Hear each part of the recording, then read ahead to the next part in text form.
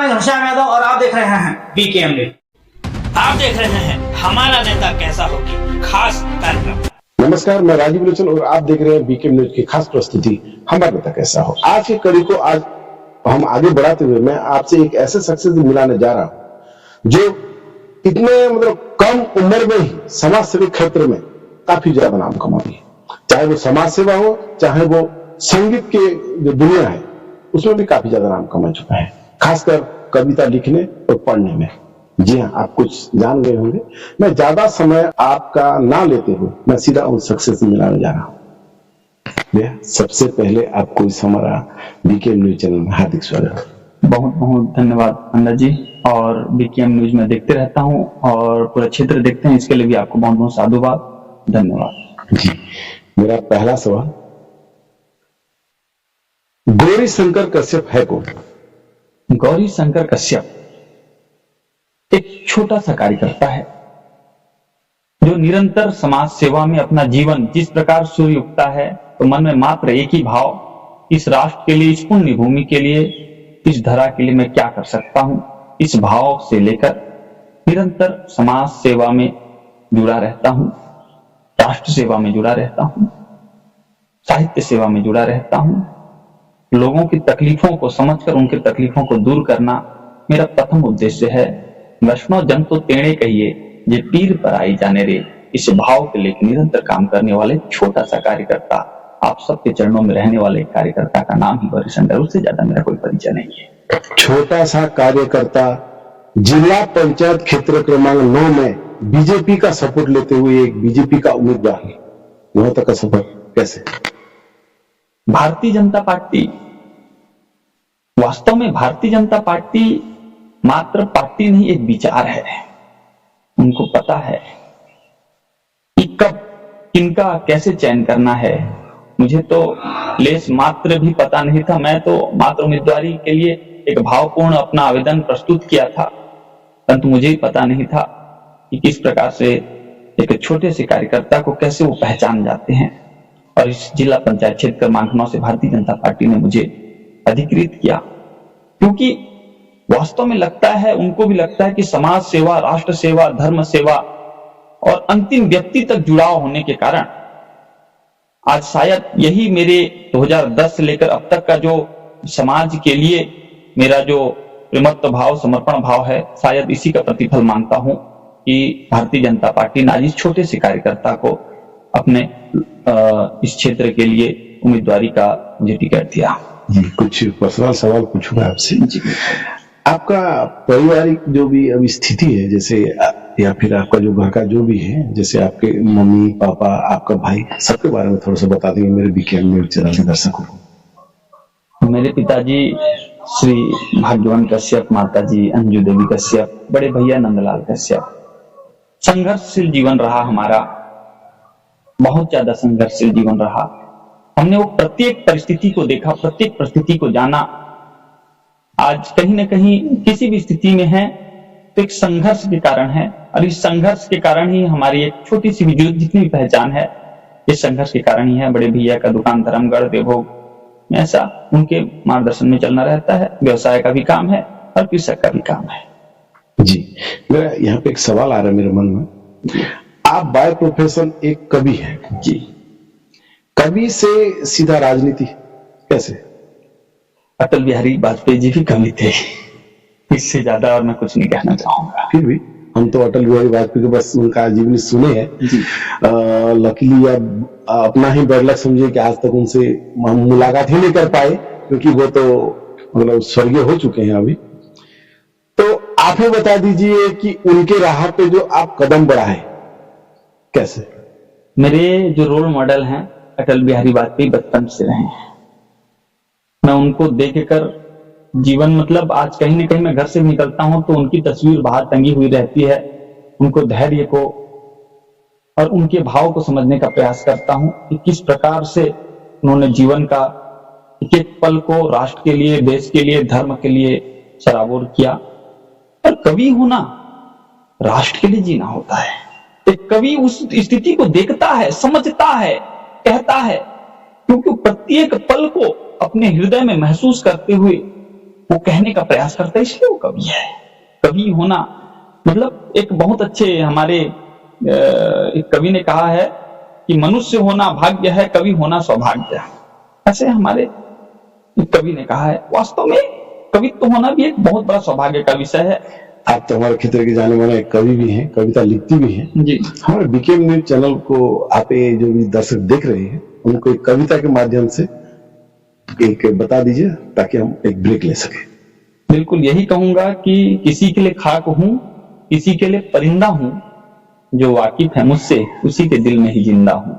और यही भाव है कि मुझे निरंतर अग्रसर भाव में एक साथ चलने के लिए, आगे कदम से कदम मिलाने के लिए मेरे को प्रेरित करते रहते हैं।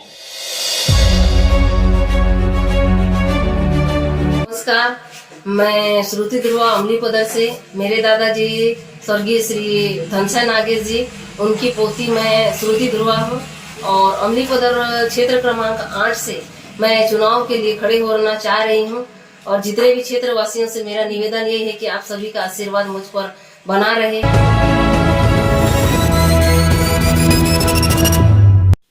ब्रेक के बाद इस खास कार्यक्रम हमारा तक कैसा होगा मैं स्वागत करता हूँ। बातचीत जारी है गौरी शंकर कश्यप से मेरा। तो गौरी भाई मुझे एक चीज बताइए, जो अभी यहाँ पर त्रिस्तरीय पंचायत चुनाव चल रहा है हमारे जो क्षेत्र में, इसको आप किस रूप से देखते हैं? जो चुनाव चल रहा है अभी वर्तमान में, ये वास्तव में समाज के लिए एक नेतृत्व का चयन है, क्योंकि वो गांव में बैठे हुए प्रत्येक व्यक्ति एक भाव लिए बैठे हैं कि मेरे क्षेत्र का विकास कैसा हो। चाहे सरपंच चुनना हो, चाहे बीडीसी चुनना हो, चाहे जिला पंचायत सदस्य चुनना हो। अभी आप जो बोले कि क्षेत्र का विकास करना है जी, क्षेत्र के विकास क्या खाली भाजपा पार्टी में ही आप आके कर सकते हैं? देखिए, आप स्पष्ट रहें कि क्षेत्र का विकास हम कहीं से भी कर सकते हैं, लेकिन आज जिस प्रकार से भारतीय जनता पार्टी ने समाज के लिए जो दिया, आज तक इतिहास में देखा जाए तो किसी ने नहीं किया। समाज के लिए जो चिंता किया, किसी ने नहीं किया।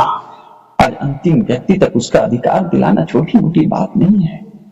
जिस व्यक्ति ने जीवन में कभी कल्पना नहीं किया था कि खप्पर से घरा, ये जो खप्पर का मकान है, कभी मैं इसे आलीशान अच्छा सुंदर सा घर में रह पाऊंगा, ये कब सफल होता है? जब नरेंद्र मोदी जी विचार करते होंगे कि नहीं, मेरा देश में रहने वाला प्रत्येक व्यक्ति के पास पक्का मकान हो और प्रत्येक घर तक मकान देने का भाव। बामनी झोला में मैं कल घूम के आया हूँ, 50 परिवार बेघर एक तंबू के नीचे रह रहे हैं, जिनको जो अपना क्या बोलते उसको, जो जंगल जो क्षेत्र में रहते थे, सरकार उन्हें भगा दिया वहां से, उनका घर तोड़ दिया जेसीबी मशीन से, अब वो तंबू में रहते हैं।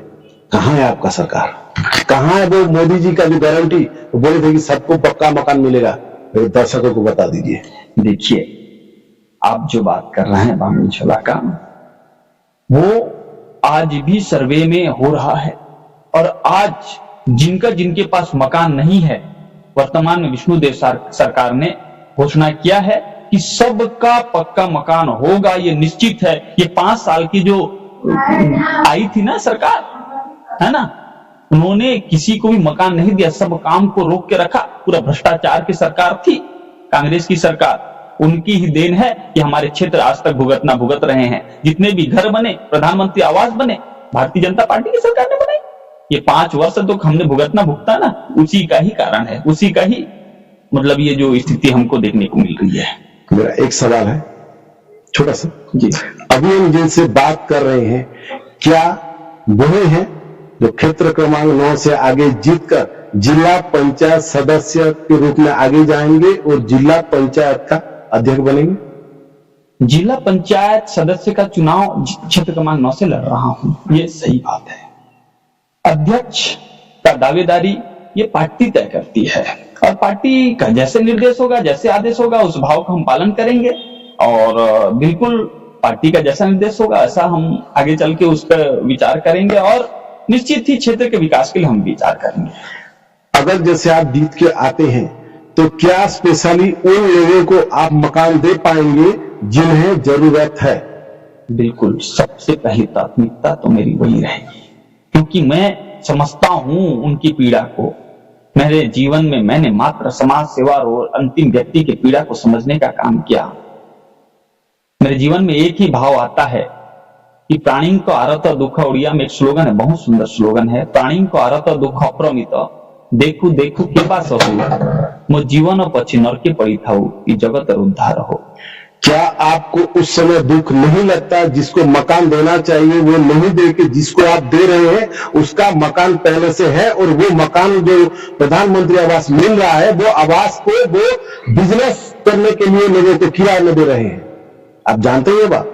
देखिए, बहुत सारी स्थिति में बहुत सारे ऐसा स्थिति हो सकता है। अभी तक मेरे को इस विषय में किसी प्रकार की कोई जानकारी नहीं है, और वर्तमान में बता रहा हूं हमारा जो उद्देश्य है समाज में जागरण का है। हमको जागरण का भी काम करना है। ये तो छोटी मोटी स्थानों पे छोटा मोटा इस प्रकार के भाव उत्पन्न होते हैं, इन पे हमको समाज में जागरण का, जैसे ये काम आप लोगों का भी है, हमारा है, समाज का काम है, इसमें जागरण का भी काम है, इसको जागरण करना है, समाज में जागृत भाव लाना है, तब ये स्थिति ठीक हो सकती है। हमारा काम है जो हम आंखों से देखते हैं, जहां पे हमको लगता है कि ये काम होना चाहिए, वो बात को हम आप लोगों के पास पहुंचाते हैं। उनका काम है कि आप उनको सरकार को बोल के वो मकान को दिलाएं।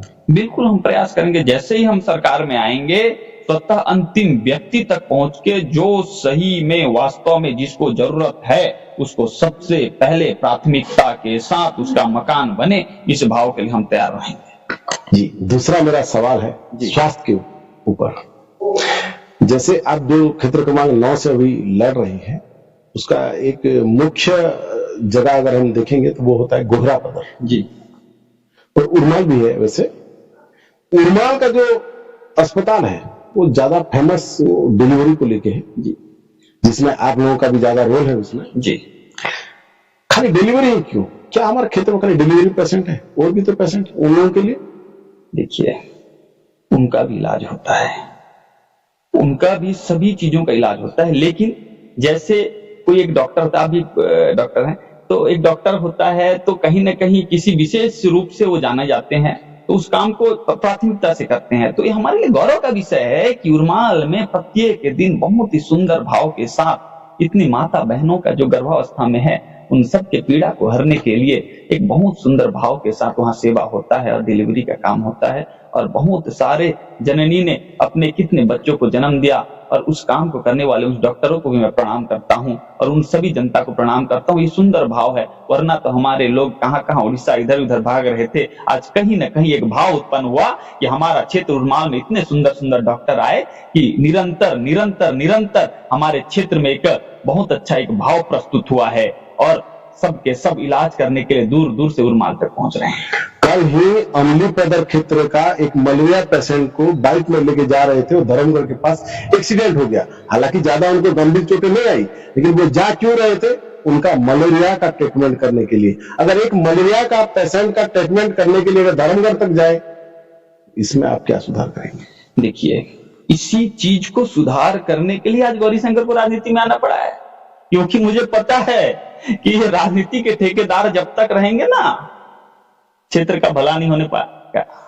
ये तो मात्र ठेकेदारी करने के लिए। किसको मानते हैं आप ठेकेदार? अरे साहब, मैं कल ही गया था स्कूटनी के लिए गरियाबंद, जब तो देखा 13 से 14 लोग, मन में बहुत आश्चर्यचकित का भाव आया। भाई साहब, आप चुनाव लड़ रहे हैं, ठीक है, कोई तकलीफ नहीं है, लेकिन आपके पास उद्देश्य होना चाहिए, क्यों लड़ रहे हैं? आपके पास एक विजन होना चाहिए, क्यों लड़ रहे हैं? आपके पास एक दूरदृष्टि क्षमता होनी चाहिए कि आप चुनाव क्यों लड़ रहे हैं। मात्र चुनाव कुछ पैसे कमाने के लिए? मेरे को लग रहा है कि जो जितने भी बागी हैं भाजपा और कांग्रेस का खेल बिगाड़ने के लिए। सवाल है, आप एकदम स्थिति देखने से पता चल जाता है कि आप मानते हैं कि वाकई वो लोग खेल बिगाड़ेंगे? देखिए, या फिर गद्दा भर पाएगा भाजपा या कांग्रेस, दोनों पार्टियों? देखिए, मैं बता रहा हूं, ये तो वास्तव में जनता जिसको स्वीकार करेगी ना, वो वास्तव में सरकार में बैठेंगे, वास्तव में जीतेगा। जनता जनार्दन तय करेगी, और जनता को पता है कि उनको किसको चयन करना है। आपको चुनौती कौन दे रहा है? मेरे चुनौती में किसी को भी बड़ा छोटा नहीं मानता। मैं अपने लकीर लंबा करने की ओर अग्रसर रहता हूं। मैं किसी का लाइन के साथ अपना कंपेयर कभी नहीं, न कभी किया हूं, न कभी करूंगा। लेकिन भाजपा का मूल अगर उसका कंपटीशन किसके साथ हमेशा रहता है तो वो तो है कांग्रेस। जी, आप क्या बोलेंगे इस बारे में? देखिए, कंपटीशन कांग्रेस के साथ है कि नहीं है, ये मेरे को बहुत ऐसा है कि कंफ्यूजन में है इस सवाल का जवाब, कोई बात नहीं। कंफ्यूजन वाला विषय नहीं है, एकदम स्पष्ट हूं कि मैं कभी भी किसी को आकलन नहीं करता। मैदान में जो भी हैं वो संघर्ष कर रहे हैं, ये बात एकदम स्पष्ट है। और मैं भी बाजी कौन मारा है, बाजी कौन मारा है, मेरे दर्शकों को बता दीजिए। बाजी तो समय बताएगा, वो जनता तय करेगी, और जनता बहुत होशियार है। जनता साहब, ये जनता है, सब जानती है, और इनको पता है कि किसके आने से हमारा क्षेत्र का विकास होगा, किसके आने से हमारे क्षेत्र में जो ये ठेकेदार वाले नेता बैठे हैं ना, उनको फेंकेंगे। और उनको पता है कि कौन स्वार्थ सिद्धि के लिए यहाँ पे फार्म डाला है और राजनीति करने के लिए आया है। क्या जनता को नहीं पता है क्या? जनता को तो ये भी मालूम है कि कौन कहां से आया, कौन कहां से इलेक्शन लड़ रहा है। आपके ऊपर एक आरोप लग रहा है कि आप दूसरे मंडल से आके यहाँ पे इलेक्शन लड़ रहे हैं, इसके बारे में मेरी जनता को आप क्या बताएंगे? बिल्कुल, बहुत अच्छा सवाल किए, ये सवाल होना भी चाहिए था। आपने बहुत अच्छा सवाल किया। आप बहुत जने बोल रहे हैं, बाहरी बोल रहे हैं ना, बाहरी मतलब जानते होंगे, झाड़ू होता है, और झाड़ू का काम क्या है? सफाई करना। और जो लोग ये गंदी राजनीति फैलाए हुए हैं ना, उसको सफाई करना सर्वप्रथम आवश्यक है। और मैं कहीं अमेरिका या जापान से नहीं आया हूं, मेरी शिक्षा दीक्षा यही हुई है सरगीगुड़ा में, और मैं इस क्षेत्र में समाज सेवक के रूप से जाना जाता हूं। मदांगुड़ा में किसी को अगर शमशान घाट में जिंदा व्यक्ति को डाल दिया जाता है और 10-15 दिन जब शमशान घाट में पड़े रहते हैं, तो क्या पड़ोसी के नेता लोग को उनको पता नहीं चलता? मेरे पास मदांगुड़ा से फोन आता है कि गौरी भैया, हमारे गांव में ऐसा ऐसा स्थिति है, हमारे मदांगुड़ा में एक जिंदा व्यक्ति को शमशान घाट में फेंक दिया गया है। तब वहां पे पहुंचता है गौरी शंकर कश्यप और उसको इलाज कराता है गौरी शंकर कश्यप। मैं नहीं देखता क्षेत्र। और जब फोन आता है गोहरा पदर से आसपास कहीं में भी कि हमारे क्षेत्र में एक्सीडेंट हो गया है, तो एम्बुलेंस से पहले पहुंचने वाला अगर कोई समाज सेवक है तो गौरी शंकर कश्यप है। जब क्षेत्र में बात आती है स्कूल कॉलेज शिक्षा की, अगर गोहरा पदर कॉलेज भी हो, अमली पदर क्षेत्र भी हो, या कोई भी क्षेत्र भी हो, शिक्षा का काम हो, आंदोलन करना हो, तब वहां सबसे पहले पहुंचता है गौरी शंकर कश्यप। तो आप उसको क्षेत्रवाद से कैसे जोड़ सकते हैं? हमने तो समाज को जोड़ने के लिए, समाज में एक रूप भाव करने के लिए हमने सबको अपना बनाया। हम तो समाज को एक भाव से जोड़ना हमारा मूल है।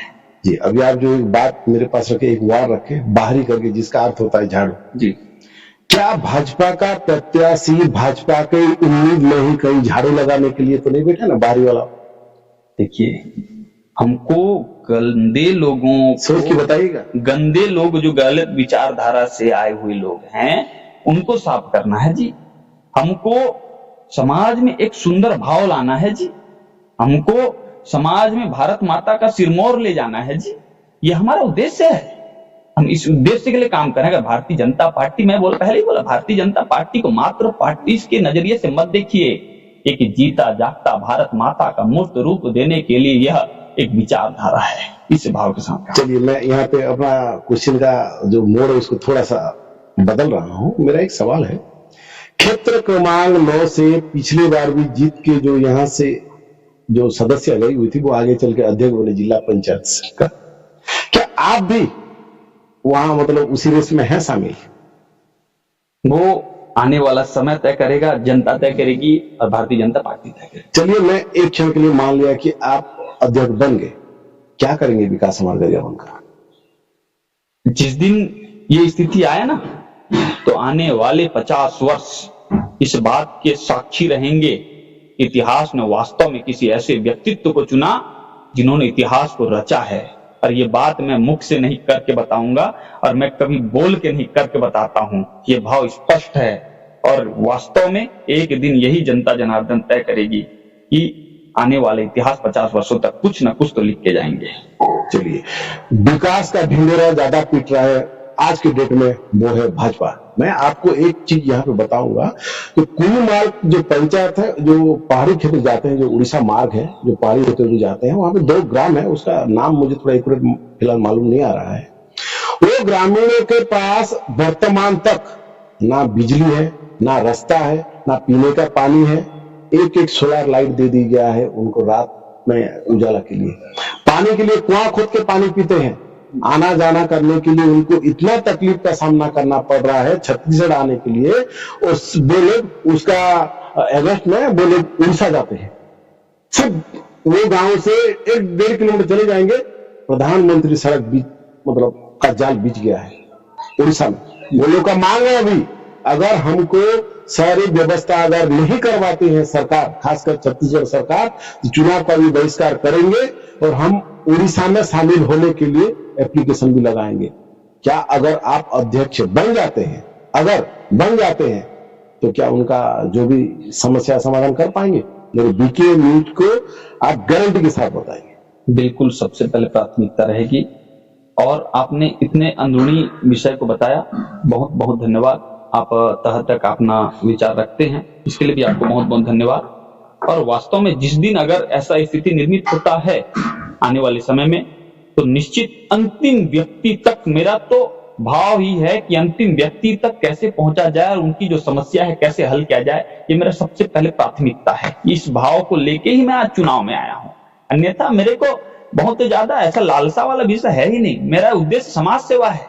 आज भी समाज सेवक हूं, कल भी समाज सेवा रहूंगा और जीवन जब तक है तब तक समाज सेवा करूंगा। ये कुएं के मेढक बराबर हमारा राजनीति का भाव नहीं है। जी पहले से क्या आप क्रमांक 9 में ही खड़े होने का कुछ ऐसा प्लानिंग कर रहे थे या लकीली मिल गया? देखिए, यहाँ जो हमारे कार्यकर्ता हैं क्षेत्र में, प्रत्येक स्थान पे हमारे कार्यकर्ता हैं, तो प्रत्येक कार्यकर्ताओं का भाव था कि क्षेत्र क्रमांक 9 से लड़ें। और इस क्षेत्र में कुछ नाराज भी चल रहे इस बात को लेकर। देखिए, इस क्षेत्र में मेरी शिक्षा दीक्षा हुई। मैं बचपन से लेकर पूरा शिक्षा सरगीगुड़ा गांव में, मेरे मामा गांव है, यहाँ रह के हम जहाँ बैठे हैं अभी, ये मेरा मामा गांव है, मामा घर में ही बैठे हैं। और यहीं से ही मेरी पूरी शिक्षा दीक्षा हुई। यहाँ के एक एक व्यक्ति, आज भी मैं कहीं देवों में बैठे रहता हूँ तो लोग पूछते हैं सरगीगुड़ा से आना जाना करते हो क्या, क्योंकि मेरे को बहुत ज्यादा लोग सरगीगुड़ा के नाम से भी जानते हैं। और मेरा निवास प्रमाण पत्र से लेकर सब चीजें, डॉक्यूमेंट्स भी यहीं से बना, ये भी है। और इस क्षेत्र में मेरे को चाहने वाले लोग इसलिए कि क्योंकि मैं इस क्षेत्र को रहा हूँ, बसा हूँ और यहाँ मेरा प्रत्येक कार्य है ना। आपका आधार कार्ड में एड्रेस कहाँ का है? आधार कार्ड में गोहे किला का है। मैं गोहे किला मेरा जन्म ग्राम है और इस क्षेत्र में मेरा पूरी शिक्षा दीक्षा सब चीजें हुई है। कर्म ग्राम आप किसको मानते हैं? कर्म ग्राम पूरा क्षेत्र है मेरा। मैं स्पेशली बोलूं तो सरगीगुड़ा या आपका गोहे किला? देखिए, मेरी शिक्षा दीक्षा जो हुई है ना, पूरा सरगीगुड़ा में रह के इस क्षेत्र में किकराजोर में भी पढ़ा, मैं उरमाल में भी पढ़ा, सरगीगुड़ा में पढ़ाई किया, गोहरा पदर में प्रत्येक स्थिति में आना जाना होता है, उसके बाद प्रत्येक क्षेत्र में जाना होता है। तो कर्म क्षेत्र तो यही है। लोग ये मन में सवाल आ रहा है, अगर गौरी शंकर कश्यप जीत के आता है जी, तो हम उसको ढूंढने के लिए कहाँ जाएंगे, गोहे किला या सरगीगुड़ा? देखिए, गौरी शंकर कश्यप अगर जीत के आता है ना, तो लोग मुझे नहीं ढूंढेंगे। मैं प्रत्येक गांव में जाके प्रत्येक व्यक्ति तक पहुंचने का मेरा भाव है। आप हर रोज किसी ना किसी गांव में क्षेत्र का मिलेंगे। ये आप हमारा बीके न्यूज चैनल में बोल रहे हैं। बिल्कुल, एकदम बात से आप पलटिएगा मत। एकदम रह रहा है। एकदम आप ना कहीं न कभी भी मेरे को कहीं भी देखेंगे, कहीं भी मिलेंगे, इसी क्षेत्र में मिलेंगे। और रही बात, दूसरी बात यह है कि जिस व्यक्ति का पूरा अस्तित्व, पूरा जीवन समाज के लिए समर्पित होना जी, उसका जीवन समाज के लिए ही होता है। जी, आखिरी में आप मेरे बीके न्यूज देख रहे सभी दर्शकों को कुछ अपील कर दीजिए। बिल्कुल, मैं यही कहना चाहूंगा कि अभी जो वर्तमान में चुनाव चल रहे हैं, ये चुनाव वास्तव में एक अच्छे नेतृत्व का चुनाव है। एक अच्छा नेतृत्व को हमको चुनना है जो वास्तव में समाज के लिए कुछ विचार करे, समाज के लिए कुछ भाव रखे, समाज के लिए कुछ करने को उसके अंदर में साहस हो, ना कि उन ठेकेदारों को चुने जिनका जीवन केवल धन और पूरा पैसा कमाने में लगता है, जो स्वार्थ हैं, स्वार्थ सिद्धि के लिए जो राजनीति में आए हैं, उनका पूर्णतः बहिष्कार हो। और ऐसे लोगों को ही चुने, चाहे सरपंच हो, बीडीसी हो, जिला पंचायत सदस्य हो, जो वास्तव में समाज सेवक हैं। ये बैनर पोस्टर वाले समाज सेवक का पूर्णतः बहिष्कार होना चाहिए, ये निवेदन है। और बहुत तहे दिल से बीकेएम न्यूज को भी बहुत बहुत धन्यवाद और बहुत बहुत आभार। चलिए, हम आपका आने वाला जो भविष्य उसका